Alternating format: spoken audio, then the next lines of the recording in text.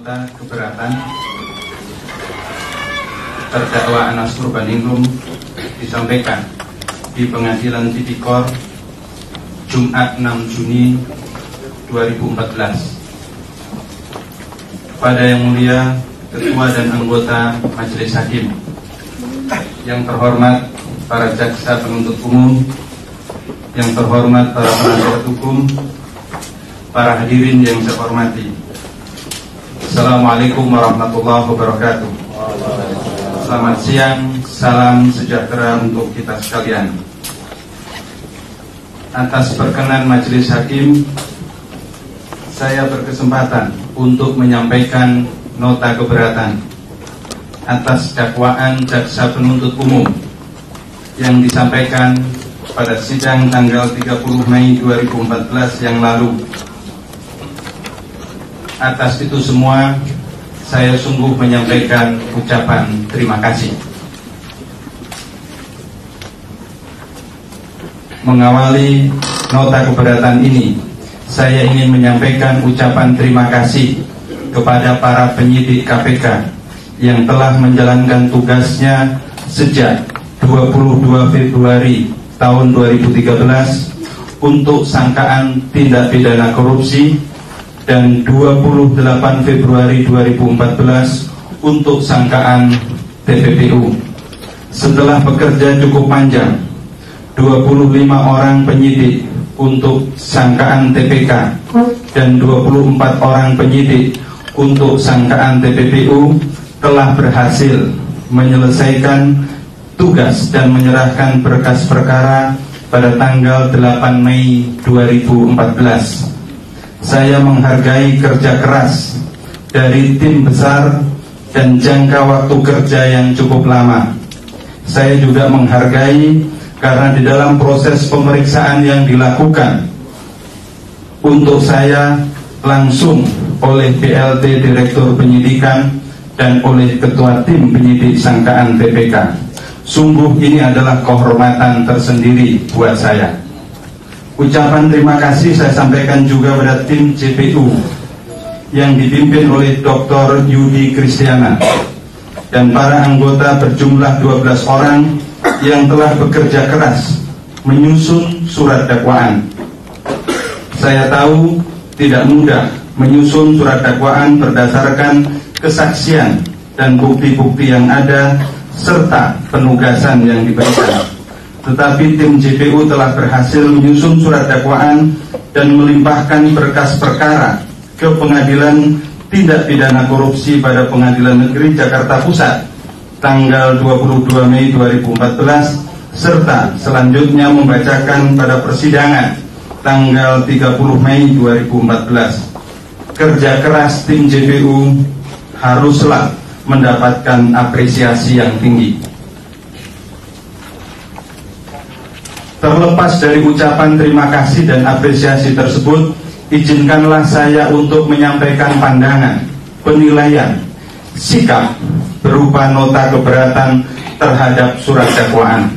Apa yang saya sampaikan di dalam nota keberatan ini tidak untuk membatalkan ucapan terima kasih dan tidak untuk mengurangi rasa apresiasi, melainkan dengan sungguh-sungguh justru saya ajukan sebagai bentuk kerjasama untuk mencari dan menemukan keadilan dan kebenaran.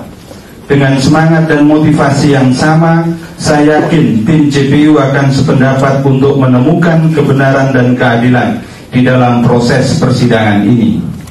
Karena itulah surat dakwaan perlu dikaji dan diuji dengan jernih, objektif, dan adil berdasarkan kebenaran logika, fakta, bukti, aturan hukum, ilmu, dan bahkan kebenaran hati nurani. Surat dakwaan tidak sepatutnya disusun dan dipertahankan dari logika kewenangan yang diselenggarakan secara absolut. Sekali lagi, semata-mata karena yang harus ditemukan di dalam persidangan ini adalah kebenaran dan keadilan dalam arti yang sesungguh-sungguhnya, yang sebenar-benarnya. Saya membaca dengan seksama seluruh rangkaian surat dakwaan. Saya juga mendengarkan dengan seksama ketika surat dakwaan dibacakan secara bergantian. Tidak ada kata dan kalimat yang terlewatkan. Saya bisa mengerti kata demi kata, kalimat demi kalimat yang disusun dan dibacakan. Tetapi saya tidak berhasil untuk mengerti dan memahami apa substansinya. Dalam keawaman dan keterbatasan saya di bidang hukum, mohon maaf, saya dengan kesadaran penuh menyatakan tidak berhasil untuk memahami substansi dakwaan dan dalil-dalil yang menjadi penyangganya. Sebelum saya menguraikan mengapa substansi dakwaan dan dalil-dalil yang menjadi penyangga argumentasinya tidak bisa dimengerti, perkenankan saya untuk sedikit mengingatkan sebagian peristiwa yang menyertai proses hukum terhadap saya ini, dan karena itu tidak bisa dipisahkan darinya. Bahwa pada tanggal 4 Februari 2013, Ketua Dewan Pembina Partai Demokrat yang juga Presiden Republik Indonesia, Dr. Haji Susilo Bambang Yudhoyono, mendesak Komisi Pemberantasan Korupsi untuk segera mengambil langkah yang konklusif dan tuntas terhadap masalah hukum yang diberitakan terkait dengan saya. Ada kutipan sedikit, kalau memang dinyatakan salah, kita terima memang salah. Kalau tidak salah, kita ingin tahu kalau itu tidak salah.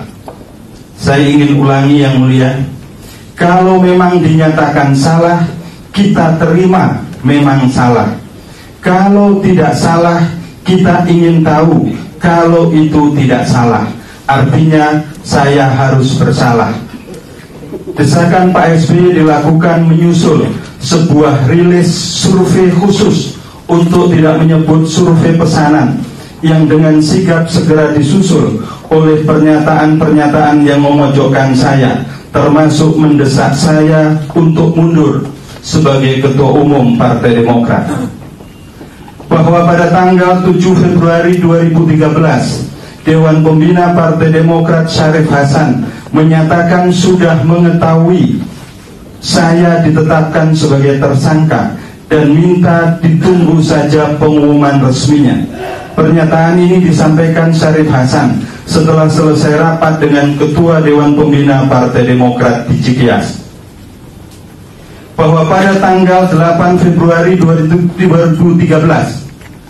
Ketua Majelis Tinggi Partai Demokrat Dr. Haji Susilo Bambang Yudhoyono melakukan pengambil alihan wewenang dan kepemimpinan Partai Demokrat, serta meminta saya untuk fokus menghadapi masalah hukum di KPK. Dan Partai Demokrat siap untuk memberikan bantuan hukum. Pada saat itu saya seolah diposisikan sebagai tersangka, baik dalam poin penyelamatan partai maupun pembicaraan empat mata yang saya lakukan dengan Ketua Dewan Pembina, Ketua Majelis Tinggi Partai Demokrat.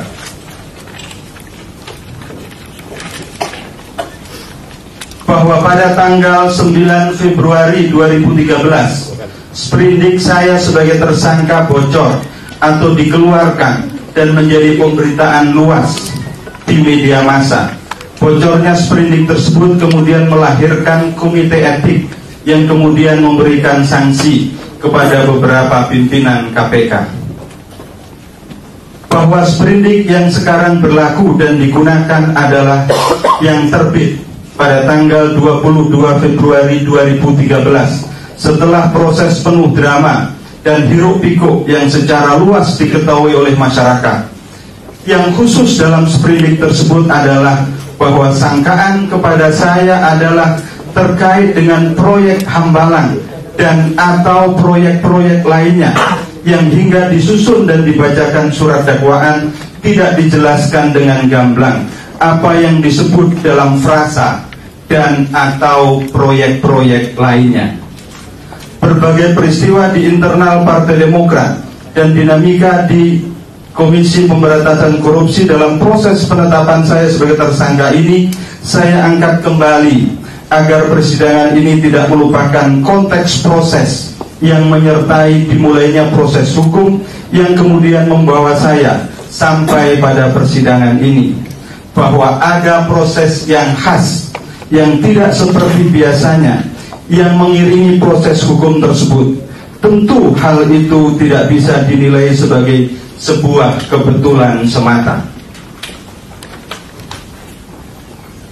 Karena itu pula sesungguhnya saya tidak terlalu terkejut ketika pada bagian awal surat dakwaan dimulai dengan kalimat yang tidak menggambarkan kenyataan.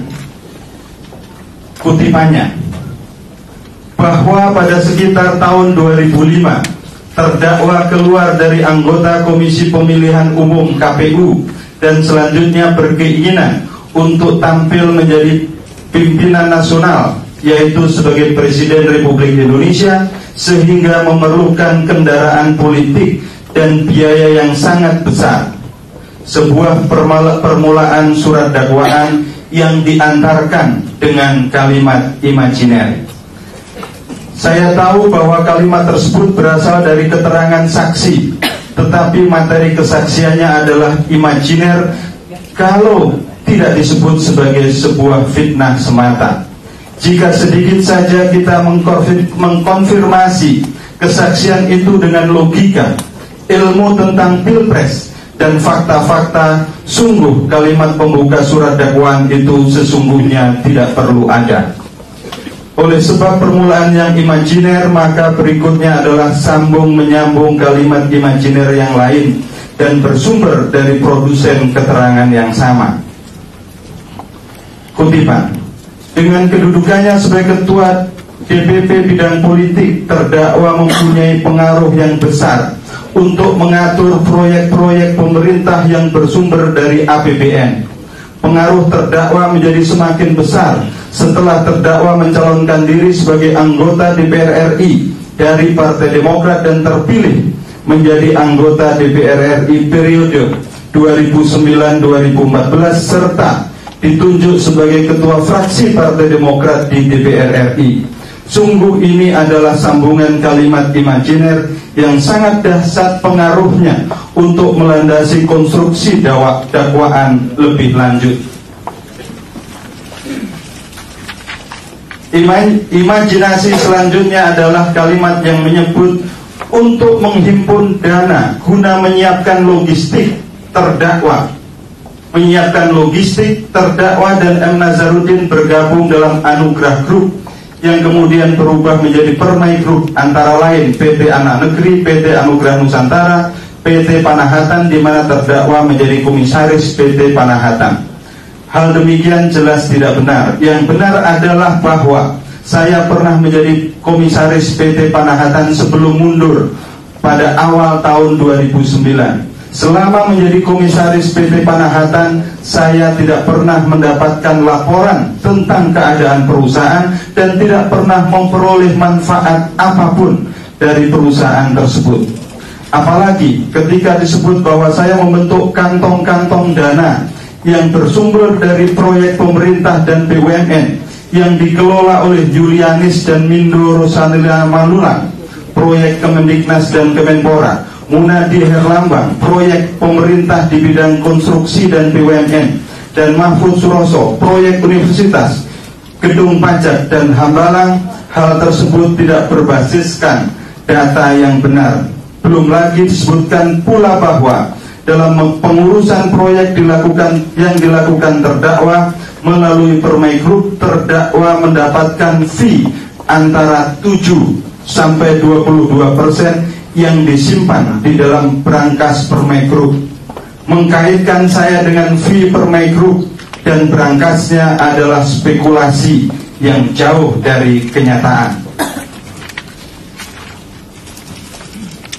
Disebutkan pula bahwa setelah saya menjadi ketua fraksi, saya keluar dari Permai Group, dan bahwa selanjutnya dalam pengurusan proyek-proyek pemerintah yang dibiayai APBNP 2010 dari Kemenpora dan Kemendiknas, saya berkoordinasi dengan M. Nazarudin dan anggota Komisi 10 dari fraksi Partai Demokrat. Perlu saya tegaskan bahwa saya tidak pernah berkoordinasi dengan M. Nazarudin dan anggota Komisi 10 dari fraksi Partai Demokrat untuk mengurus proyek-proyek mitra kerja. Misalnya, tuduhan bahwa saya pernah bertemu dengan M. Nazarudin, Mahfud Suroso, dan Wafid Muharram di Chatterbox Plaza Senayan untuk membahas proyek Hambalang adalah cerita fiktif belaka. Demikian pula tentang tuduhan kepada saya yang memerintahkan Ignatius Mulyono untuk menanyakan pengurusan sertifikat tanah Hambalang ke BPN adalah keterangan pelintiran. Yang terjadi adalah permintaan M. Nazarudin kepada Ignatius Mulyono sebagaimana perintah M. Nazarudin kepada Mindo Rosalina Manulang untuk mengurus sertifikat tanah Hambalang ke BPN yang sudah disampaikan pada persidangan-persidangan terdakwa yang lain.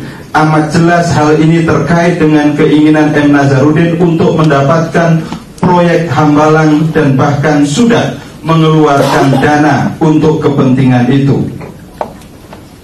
Adalah fiktif belaka tuduhan bahwa saya meminta M. Nazarudin untuk mundur dari proyek Hambalang.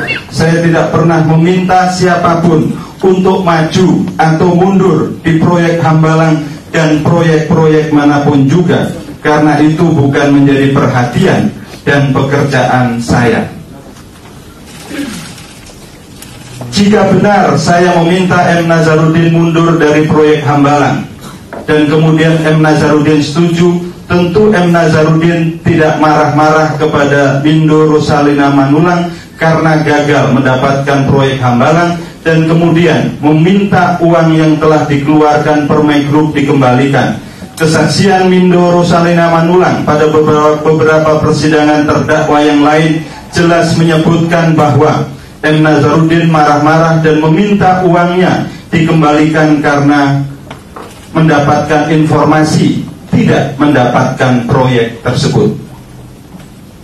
Tentang penerimaan. 1.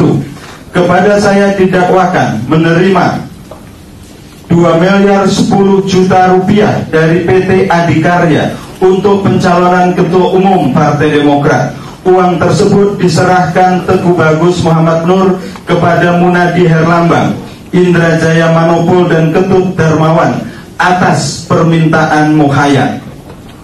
Saya ingin sampaikan pada persidangan yang mulia ini, saya tidak pernah menerima uang dari PT Adikarya, tidak pernah meminta uang kepada PT Adikarya, tidak pernah menyuruh seseorang untuk meminta atau menerima uang dari PT Adikarya dalam rangka pencalonan Ketua Umum Partai Demokrat atau untuk kepentingan yang lain.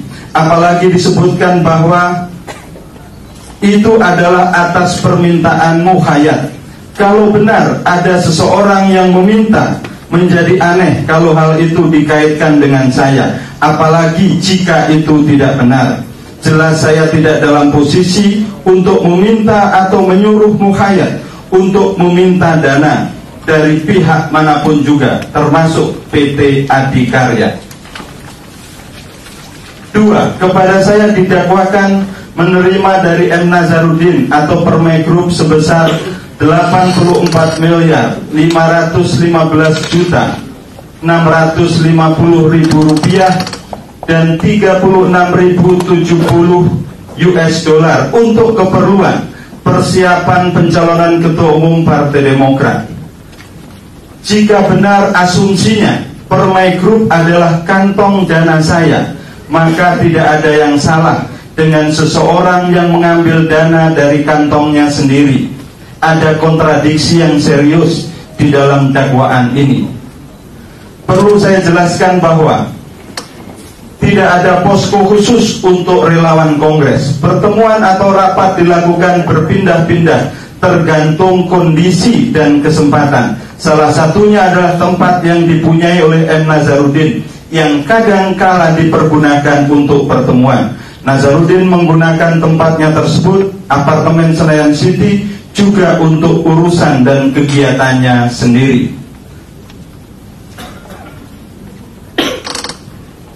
Mohon maaf yang tadi poin A. Poin B, pertemuan dengan 513 DPC pada bulan Januari 2010 di apartemen Senayan City, pertemuan dengan 430 DPC pada bulan Februari 2010. Pada dua pertemuan tersebut didakwakan menghabiskan dana 7 miliar rupiah dan 7 miliar rupiah untuk uang saku, uang operasional, dan entertainment.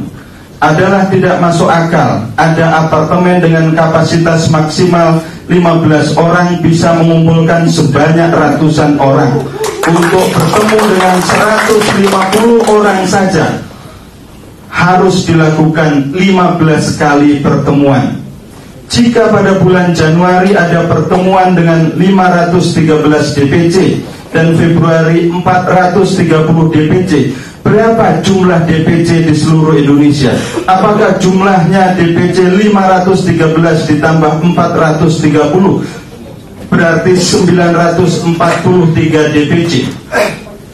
Perlu kami sampaikan bahwa peserta kongres adalah 530 peserta, terdiri dari 1 Dewan Pimpinan Pusat, 33 Dewan Pimpinan Daerah, dan 496 Dewan Pimpinan Cabang.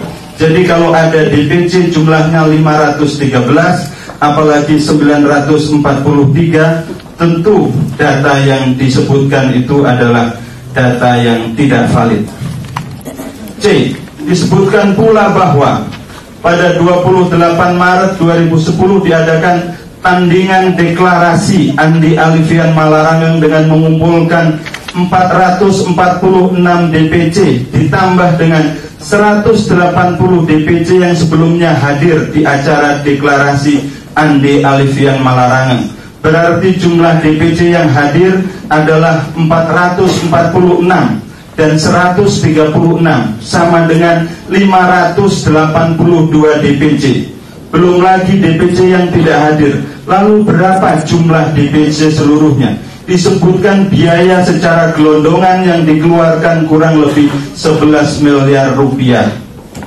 D. Disebutkan pula bahwa biaya untuk roadshow ke daerah-daerah tidak disebutkan dengan jelas di daerah mana saja dan bertemu dengan berapa DPC. Hanya disebutkan secara imajiner bahwa setiap roadshow diberikan uang saku kepada masing-masing DPC 20 juta rupiah, korwil masing-masing 50 juta rupiah, dan entertainment masing-masing 20 juta rupiah.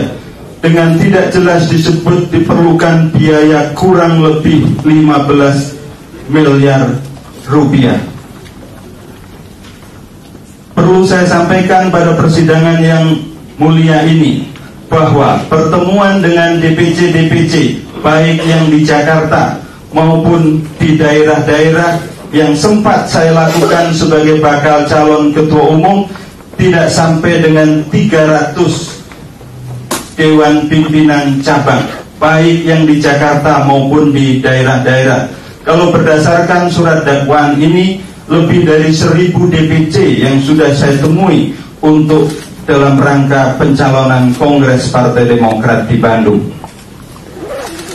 Disebutkan pula deklarasi pencalonan saya di Hotel Sultan dihadiri 460 DPC, diberikan uang saku masing-masing 20 juta rupiah, 37 koordinator masing-masing 50 juta, dan entertainment masing-masing 25 juta rupiah, ditambah biaya siaran live Metro TV 2 miliar rupiah dan siaran di TV One dan di RCTI 4,5 miliar rupiah. Total menghabiskan dana kurang lebih 20 miliar rupiah. Tidak jelas DPC mana, koordinatornya siapa dan sebagainya. Disebutkan saja secara gelondongan bahwa biayanya kurang lebih 20 miliar rupiah tanpa perincian yang jelas dan sebagainya. Begitu pula dengan biaya-biaya yang lain seperti I.O., pembelian handphone, pembuatan iklan, komunikasi media, dan lain-lain. Disebutkan dengan angka-angka gelondongan yang tidak jelas perinciannya.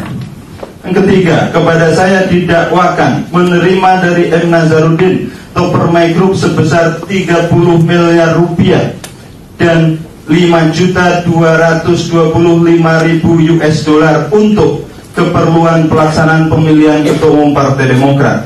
Dalam kaitan itu disebutkan bahwa saya memerintahkan M. Nazarudin atau M. Rahmat untuk menyewa 100 kamar transit, memerintahkan untuk memberikan uang saku sebesar 2.000 US dollar kepada 490 DPC, hampir 100% jumlah DPC sebelum berangkat ke Bandung, sehingga totalnya mencapai 980.000 US dollar, sesuatu yang datanya tidak jelas.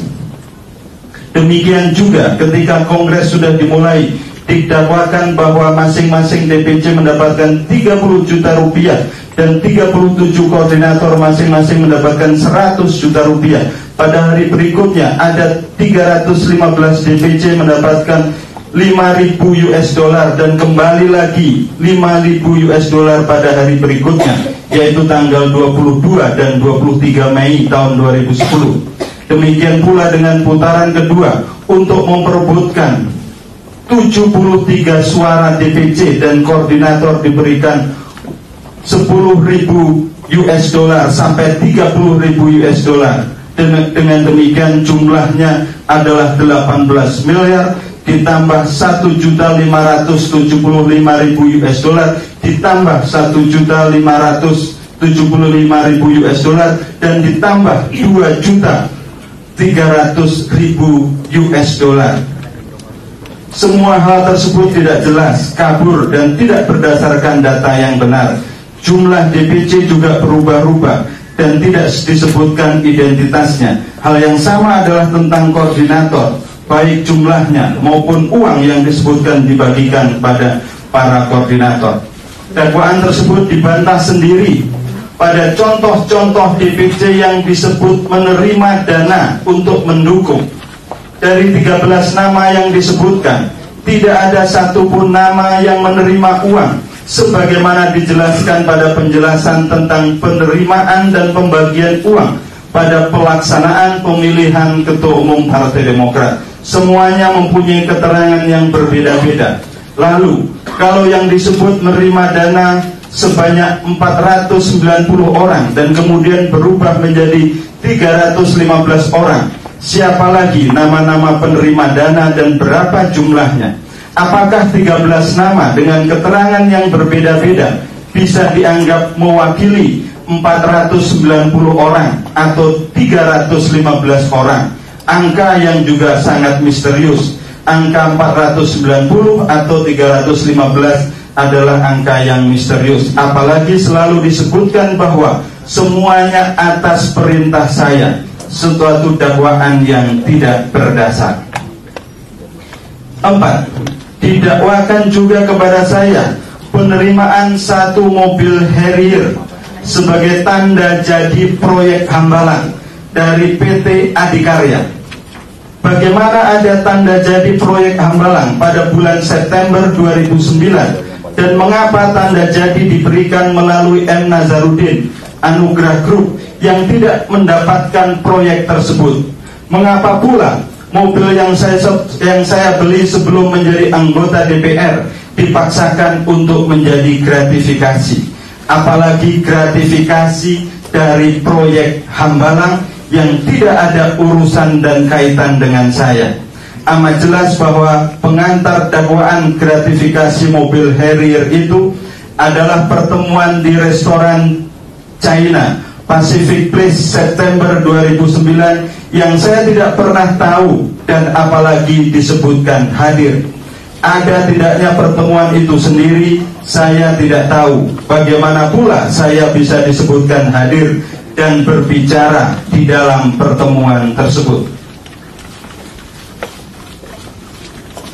Ada pula dakwaan yang menyebutkan saya menerima penerimaan lain seperti fasilitas survei dari LSI dan fasilitas mobil Toyota Velfire dari PT Astrindo Internasional. Perlu saya sampaikan bahwa saya tidak pernah memesan survei dan berjanji untuk memberikan pekerjaan survei pilkada kepada PT LSI.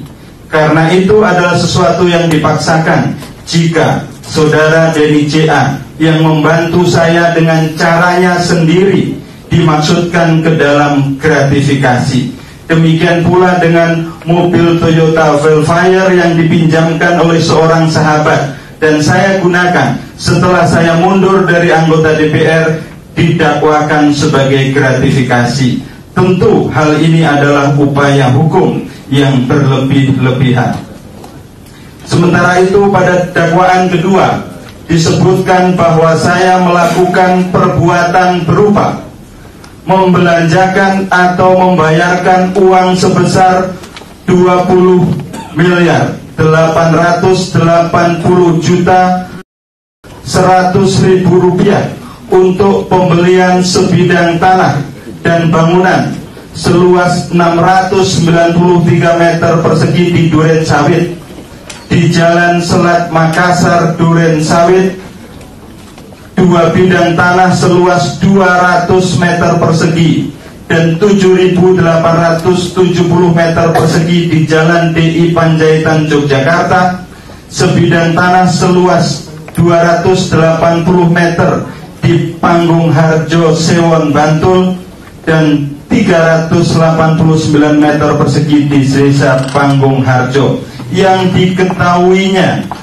atau patut diduganya merupakan hasil tindak pidana korupsi sebagaimana dimaksud dalam pasal 2 ayat 1, yaitu terdakwa saya mengetahui atau patut menduga uang yang dipergunakan adalah sebagai hasil tindak pidana korupsi dengan tujuan menyembunyikan atau menyamarkan asal-usul harta kekayaan, yaitu dengan cara melakukan pembayaran atas pembelian tanah dan rumah milik terdakwa saya tersebut melalui orang lain, serta diatasnamakan dan dialihkan kepemilikannya kepada pihak lain.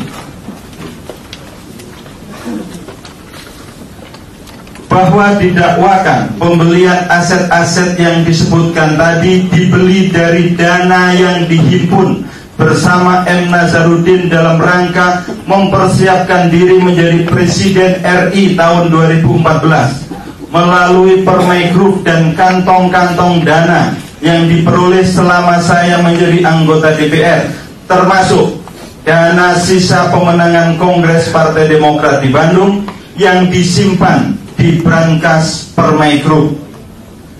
Dakwaan ini memakai metode otak-atik gaduk yang sangat spekulatif.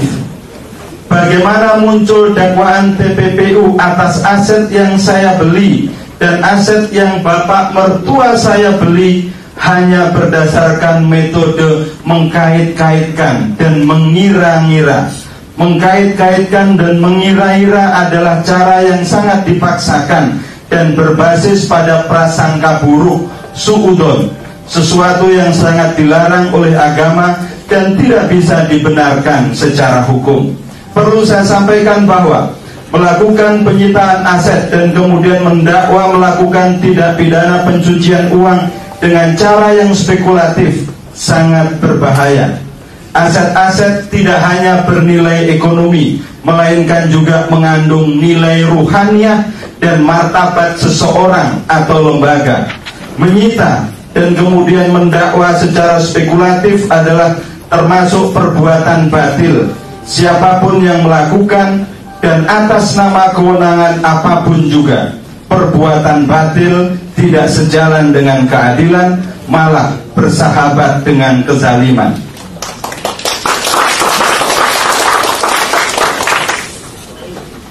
Aset-aset saya yang disita dan kemudian didakwa sebagai TPPU adalah aset-aset yang saya beli dari penghasilan yang halal setelah saya berhenti dari anggota DPR, tidak terkait dengan posisi dan kewenangan saya di DPR, dan tidak ada hubungannya dengan M. Nazarudin atau Permai Group. Apalagi aset-aset milik bapak mertua saya tidak ada hubungannya dengan hal itu semua, termasuk tidak ada hubungannya dengan saya. Jelas berbeda aset-aset saya dengan aset-aset milik mertua saya. Apalagi aset-aset yang dibeli oleh mertua saya adalah dimaksudkan untuk pengembangan pondok pesantren, dan bahkan sebagian yang disita dan didakwakan itu sudah didirikan fasilitas pondok pesantren. Bagaimana bisa aset milik mertua saya untuk pengembangan pesantren yang dibeli karena kemampuannya sendiri didakwakan sebagai milik saya yang disamarkan?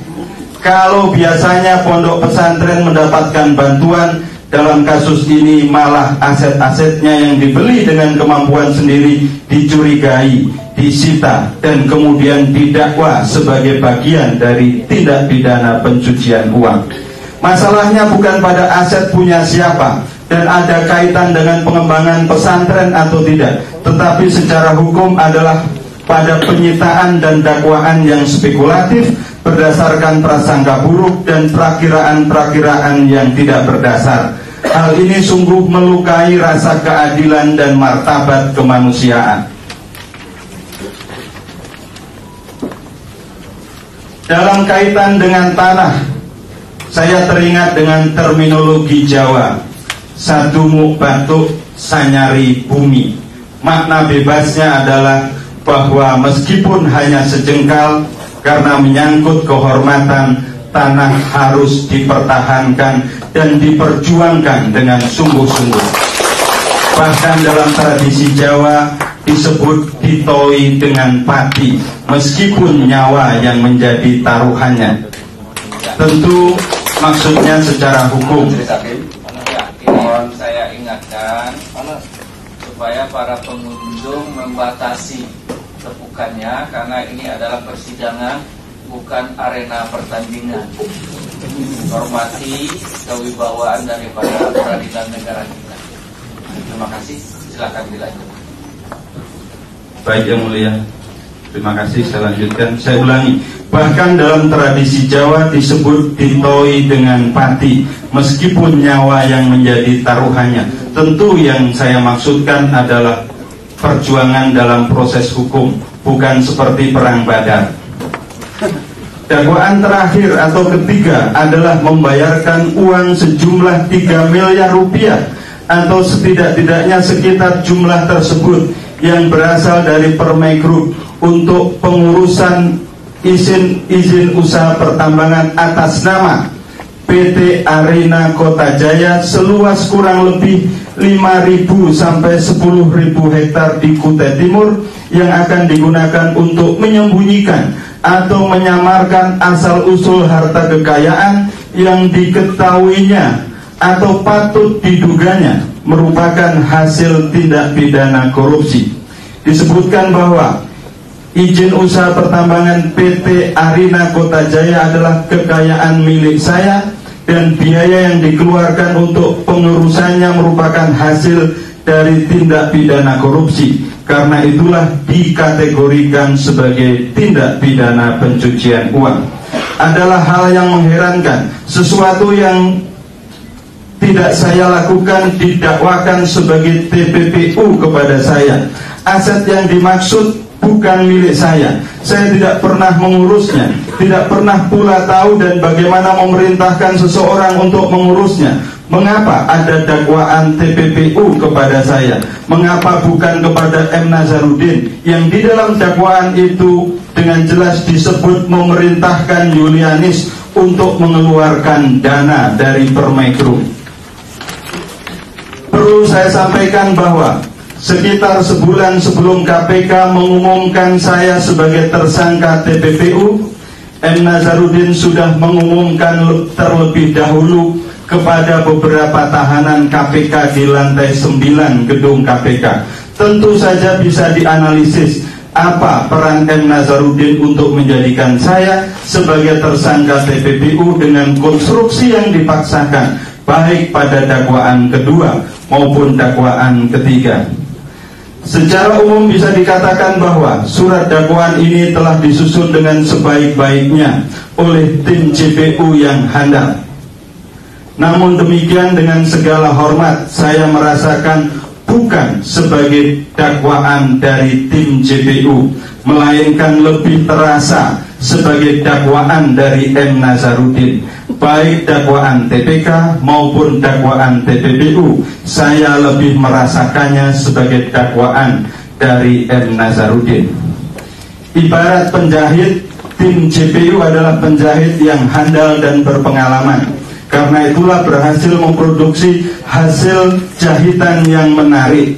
Akan tetapi karena jenis dan warna kainnya tidak sama, ukuran kanan dan kiri tidak sama, bahan kainnya ada yang asli, ada pula yang palsu, ada bahan yang dibeli di toko resmi, ada juga yang berasal dari selundupan, maka baju yang dihasilkan adalah baju khusus yang hanya menarik untuk dilihat dari jauh, tidak menarik kalau dilihat dari dekat, apalagi kalau hendak digunakan. Sekali lagi, bukan karena kekurangan penjahitnya, tetapi kekurangan atau salah yang membeli bahan karena membelinya di toko penampung bahan-bahan palsu dan selundupan. Beruntung penjahitnya sangat handal dan berpengalaman sehingga tetap bisa menghasilkan baju baru yang dari jauh terlihat menarik, meski bahan-bahan yang asli hanya sebagian kecil saja.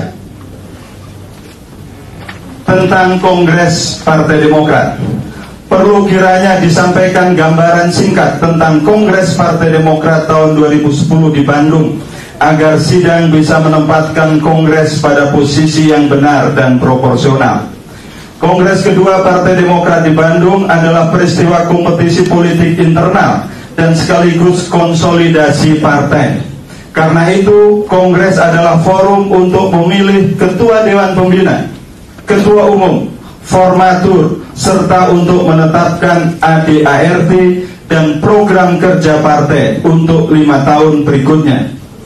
Berdasarkan ADART hasil Kongres kedua Partai Demokrat di Bandung, kekuasaan dan kewenangan utama Partai Demokrat berada di tangan Ketua Dewan Pembina yang secara otomatis merangkap sebagai Ketua Majelis Tinggi dan Ketua Dewan Kehormatan. Ketua Umum adalah menjalankan fungsi eksekutif partai dan otomatis merangkap sebagai Wakil Ketua Majelis Tinggi dan Wakil Ketua Dewan Kehormatan.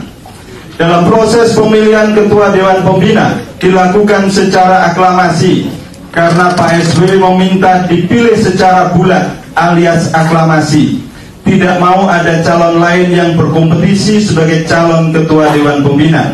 Karena itulah seluruh peserta Kongres diminta untuk mendukung, termasuk tim relawan beserta DPC-DPC yang mendukung saya. Kepada saya, Pak SBY secara khusus juga menyampaikan permintaan untuk didukung dan dipilih secara aklamasi sebagai Ketua Dewan Pembina, dan itulah yang kemudian dilakukan oleh DPC-DPC yang mendukung saya. Dalam proses pemilihan Ketua Umum Partai Demokrat, baik pada tahap persiapan maupun pelaksanaan, saya tidak pernah menerima sejumlah dana sebagaimana disebutkan di dalam surat dakwaan. Bahkan saya tidak pernah tahu dan terlibat di dalam urusan-urusan teknis. Yang saya tahu dan sejak awal menjadi komitmen tim relawan adalah iuran dan bergotong royong dalam urusan pembiayaan. Sebagai calon Ketua Umum, saya menegaskan prinsip-prinsip di dalam proses kompetisi, terutama adalah agar tidak menyerang kandidat yang lain, tidak membeli suara, mendukung Pak SBY sebagai Ketua Dewan Pembina, dan iuran untuk biaya operasional yang berasal dari sumber-sumber yang baik dan halal. Prinsip-prinsip itulah yang sejak awal saya tegaskan dan sering saya tekankan kembali pada saat pertemuan-pertemuan, baik dengan tim relawan maupun dengan DPC-DPC peserta Kongres. Karena itulah adalah hal yang tidak masuk akal jika disebutkan bahwa saya memerintahkan untuk memberikan sejumlah uang kepada para peserta Kongres dengan tujuan agar memilih saya, apalagi data-data tentang jumlah DPC yang bertemu dengan saya, baik di Jakarta maupun ketika silaturahim ke daerah-daerah, termasuk pemberian sejumlah uang saku pada DPC dan tim relawan, adalah data yang fiktif, yang tidak jelas dan berubah-ubah. Demikian juga dengan data-data jumlah DPC dan pemberian sejumlah uang pada saat pelaksanaan kongres juga tidak terkonfirmasi dengan data yang benar. Kalau data-data DPC yang disebutkan jumlahnya tersebut benar, maka tidak perlu ada kompetisi di kongres, apalagi terjadi kongres 2 putaran, karena seluruh DPC sudah mendukung saya. Faktanya adalah bahwa kongres berlangsung 2 putaran. Ada 3 kandidat. Saya sebagai terdakwa hari ini, Saudara Andi Alifian Malarangeng dan Saudara Marzuki Ali. Saya baru berhasil menang pada putaran kedua dengan perolehan suara 280 suara. Pada putaran pertama 236 suara.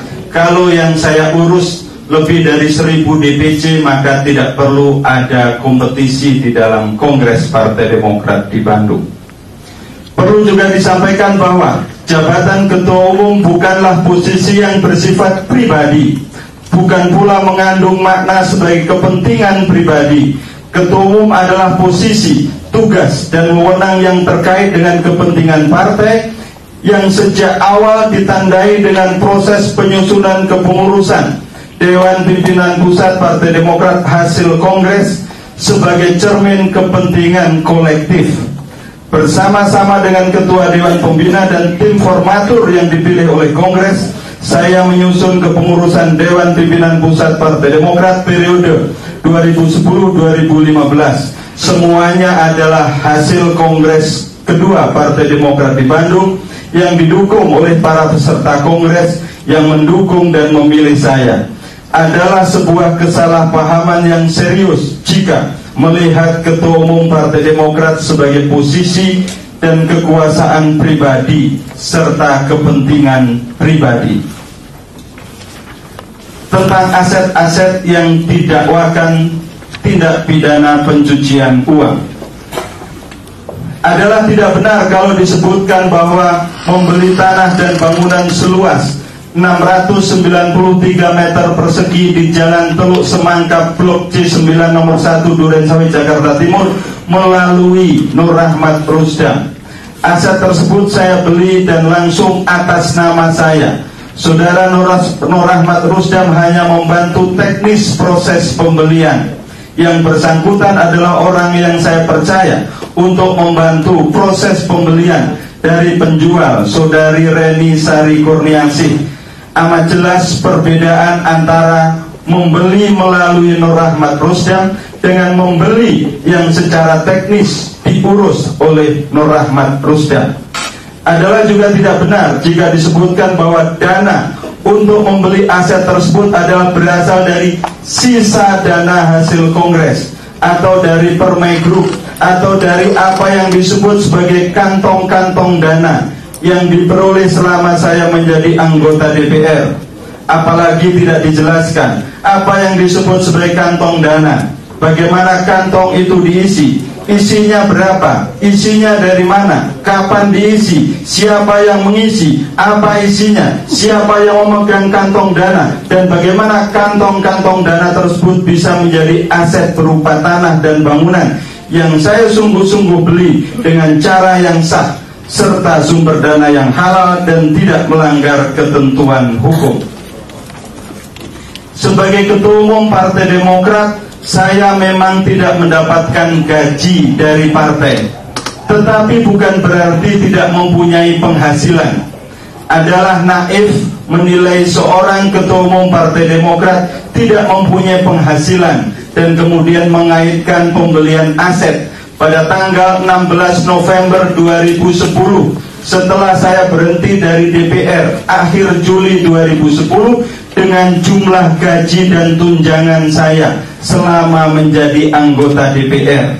Perlu digarisbawahi bahwa aset tersebut saya beli pada saat sudah berhenti dari anggota DPR dan sudah menjadi Ketua Umum Partai Demokrat dari penghasilan yang tidak ada kaitannya dengan posisi saya sebagai anggota DPR. Sementara itu aset-aset yang lain yang didakwakan sebagai aset saya, yang disebutkan di atas namakan pihak lain, baik mertua saya maupun kakak ipar saya, adalah tuduhan yang tidak berdasar. Tidak pernah saya membeli aset sebagaimana yang disebut di dalam dakwaan. Aset-aset tersebut tidak ada kaitannya dengan saya dan tidak dibeli dari uang yang berasal dari saya. Tanah yang dibeli mertua saya di Jalan Selat Makassar, Durensawit, Jakarta Timur adalah asetnya sendiri dan dimaksudkan untuk posko kegiatan alumni pesantren Krapyak di Jakarta. Lokasinya bersebelahan persis dengan aset tanah dan bangunan yang saya miliki. Apakah karena bersebelahan persis lalu layak dituduh sebagai penyamaran aset? Perlu diketahui bahwa jauh pada tahun-tahun sebelumnya mertua saya juga membeli tanah di wilayah Depok untuk rencana pengembangan pesantren di Jabodetabek. Adalah bukan hal baru kalau mertua saya mempunyai kemampuan untuk membeli aset-aset yang diorientasikan bagi kepentingan orang banyak, bukan untuk kepentingan pribadi. Terhadap tanah yang ada di Yogyakarta, baik tanah mertua saya dan kakak ipar saya yang disebut sebagai bagian dari TPPU adalah sangat mengejutkan sekaligus menyakitkan.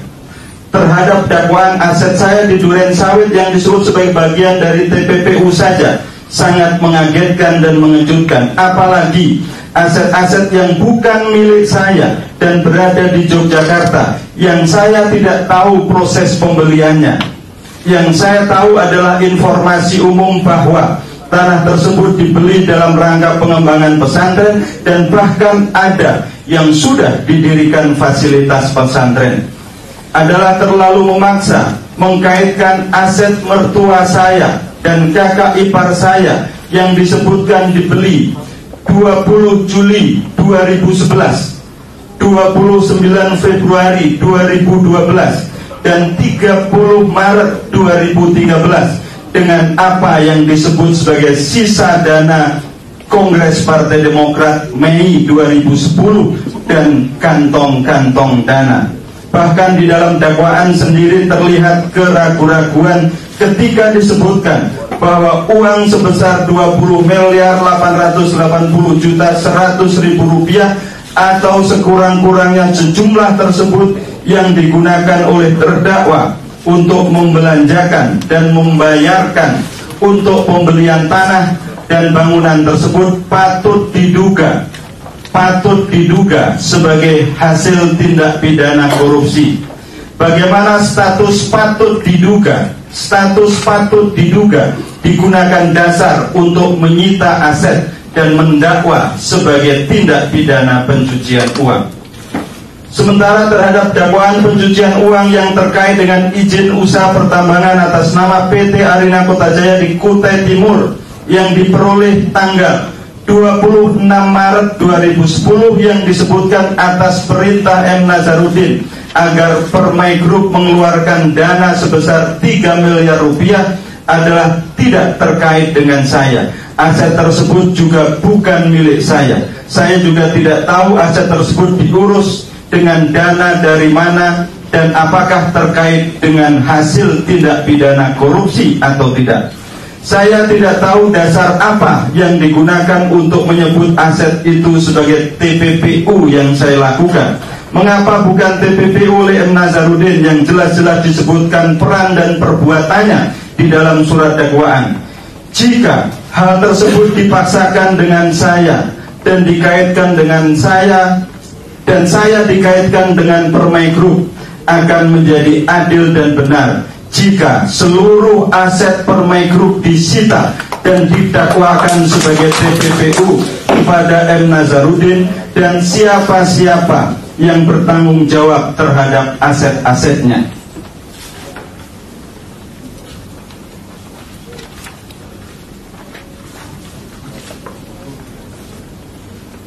Mohon izin nafas dulu. Sejuk, boleh nafas dulu. sejumlah pertanyaan terkait dengan proses hukum terhadap saya sampai pada tahap pembacaan surat dakwaan oleh JPU.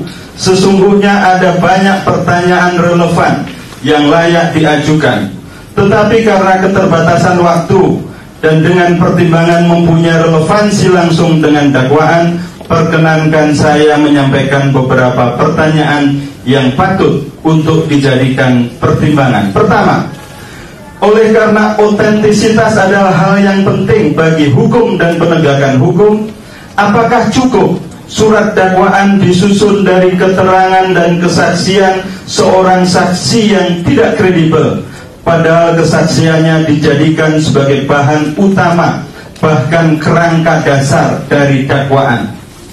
Jika bahan dasarnya mengandung cacat bawaan dari sisi otentisitas, maka surat dakwaan menjadi tidak otentik. Dalam konteks inilah ada masalah serius terhadap kebenaran dan keadilan yang ingin ditegakkan oleh persidangan ini. Saksi yang saya maksud adalah M. Nazarudin yang bekerja untuk sebuah atau beberapa kepentingan yang suatu saat insya Allah akan dibuka oleh sejarah. M. Nazarudin hanyalah tangan atau perkakas yang digunakan oleh kekuatan yang cepat atau lambat akan terbuka. Kekuatan itu memakai metode nabok nyilih tangan, mukul meminjam tangan, dan pandai berpura-pura untuk menyembunyikan maksudnya. Kedua, oleh karena persidangan ini adalah forum yang terhormat dan seluruh fakta persidangan harus dijadikan dasar untuk menemukan kebenaran dan keadilan, apakah persidangan ini masih bisa dijaga kehormatan dan manfaatnya jika pada saat masih proses penyidikan sudah ada pernyataan bahwa saya akan dituntut lebih berat? Pada beberapa berita pada tanggal 11-12 April 2014, ketika saya masih belum selesai menjalani pemeriksaan sebagai tersangka, juru bicara KPK menyatakan bahwa saya akan dituntut lebih berat. Saat itu saya sempat menanyakan kepada penyidik, apakah masih ada manfaatnya dilakukan pemeriksaan kepada saya, sementara sudah ada pernyataan dari juru bicara KPK tentang tuntutan. Penyidikan belum selesai, berkas belum dilimpahkan, dakwaan belum selesai disusun dan apalagi dibacakan, tetapi sudah disampaikan bahwa saya akan dituntut lebih berat.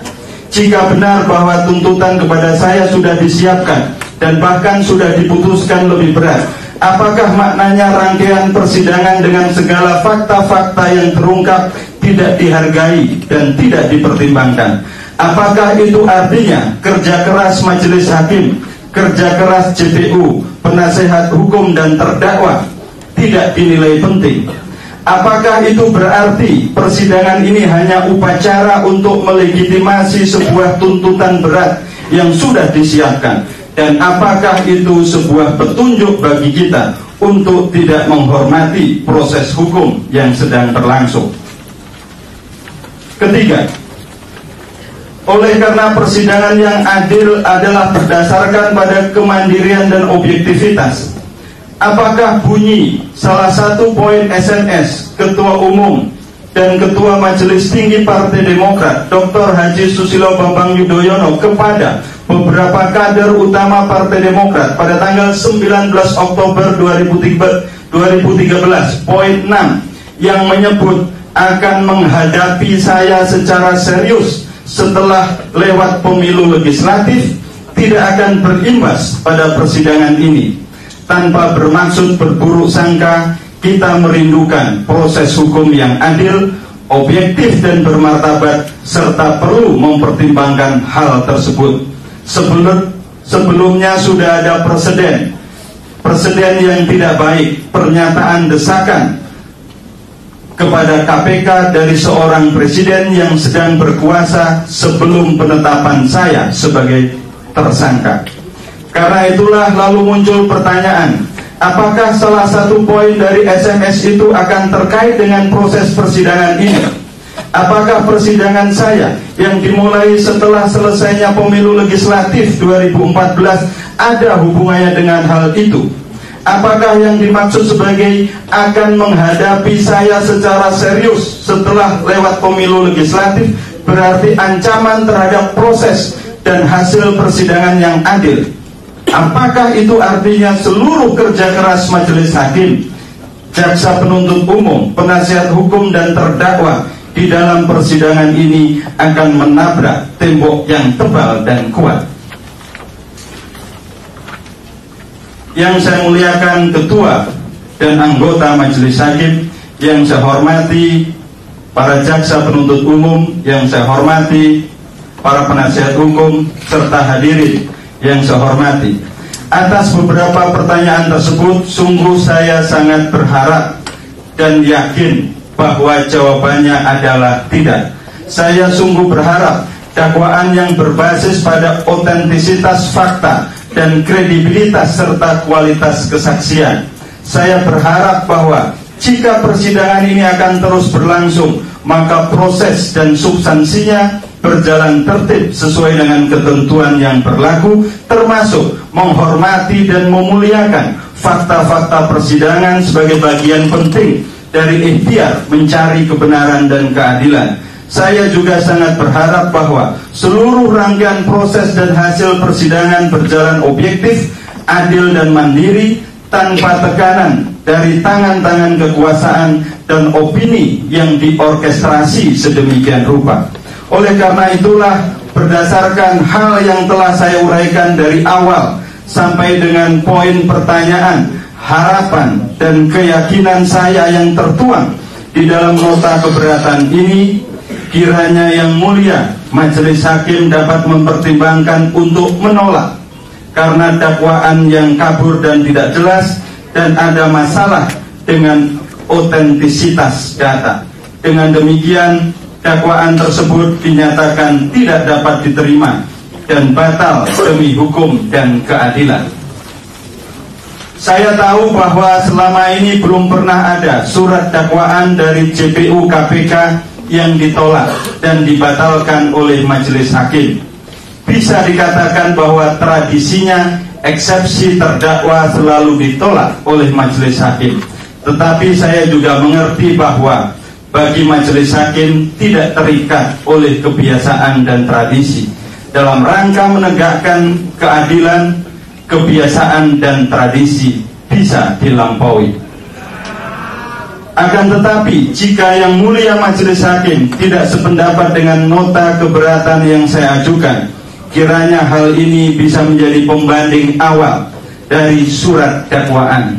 Jika majelis hakim berkenan secara sungguh-sungguh membaca apa yang tersurat dan tersirat dari nota keberatan ini, saya menyampaikan banyak-banyak terima kasih. Nota keberatan ini adalah mukadimah dari ikhtiar saya untuk mencari dan menemukan keadilan di dalam persidangan ini. Sungguh saya berharap perlindungan hukum dan keadilan dari yang mulia majelis hakim di dalam seluruh rangkaian proses persidangan, karena palu keadilan berada di dalam kebijaksanaan yang mulia. Kepada para jaksa penuntut umum, kembali saya mengucapkan apresiasi dan ucapan terima kasih. Nota keberatan ini bukan untuk melawan atau mematahkan surat dakwaan, melainkan sebagai tawaran dan ajakan untuk bekerja sama untuk mencari sebenar-benarnya keadilan dan kebenaran yang akan dinilai oleh majelis hakim dan masyarakat. Terus terang, ada beberapa ahli hukum yang menyarankan kepada saya untuk tidak mengajukan nota keberatan karena bisa menyebabkan JPU tersinggung dan marah serta berakibat pada tuntutan yang berat. Tetapi saya berusaha meyakinkan diri saya bahwa para JPU adalah agen-agen keadilan yang cakap dan objektif serta tidak mudah tersinggung.